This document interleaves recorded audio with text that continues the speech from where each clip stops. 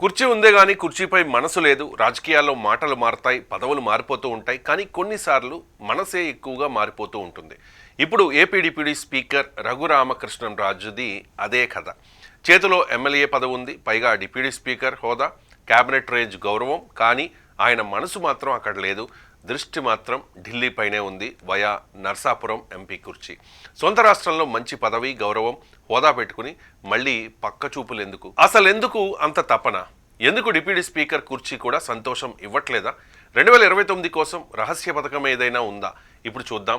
ఒకప్పుడు సైలెంట్గా ఉన్న నాయకుడు 2019లో గెలిచిన 6 నెలలకే రెబల్ ఎంపీగా దేశం దృష్టిలో పడ్డారు రఘురామ. పార్టీలో విభేదాలు, అనర్హత భయం, సొంత నియోజకవర్గానికి వెళ్లలేని పరిస్థితి. 5 ఏళ్లు గడిచాయి. ఇప్పుడు పదవి ఉంది, పేరుంది, అయినా పట్టు లేదనే అసంతృప్తి వెంటాడుతోన్న భావన. అందుకే కాబోలు గత ఎన్నికల టైంలో ఆఖరి నిమిషం దాకా నర్సాపురం నుంచి మళ్ళీ ఎంపీ కావడం కోసం ప్రయత్నించారు. Plan clear, BJP ticket, Narsapuram, Delhi entry. కానీ కథలో ట్విస్ట్. పొత్తు లెక్కల్లో ఆ సీటు భారతీయ జనతా పార్టీకి దక్కింది. అది రఘురామకు కాదు, భూపతిరాజు శ్రీనివాస వర్మకే ఆ సీటు దక్కింది. ఆయన అక్కడ గెలిచారు, అంతేకాదు కేంద్ర మంత్రి పదవి కూడా దక్కించుకున్నారు.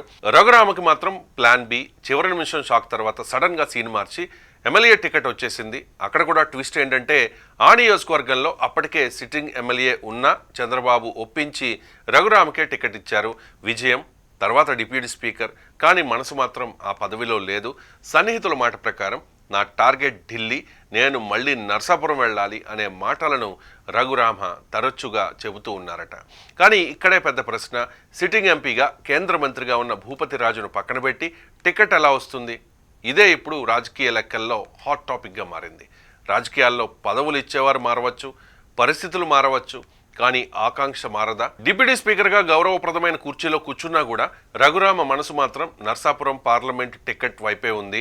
2029లో నిజంగానే రీఎంట్రీ సాధ్యమవుతుందా, లేక ఇది మరో రాజకీయ మలుపు మాత్రమేనా? ప్లాన్ బయటపడ్డా అసలు గేమ్ ఇంకా మొదలు కాలేదేమో.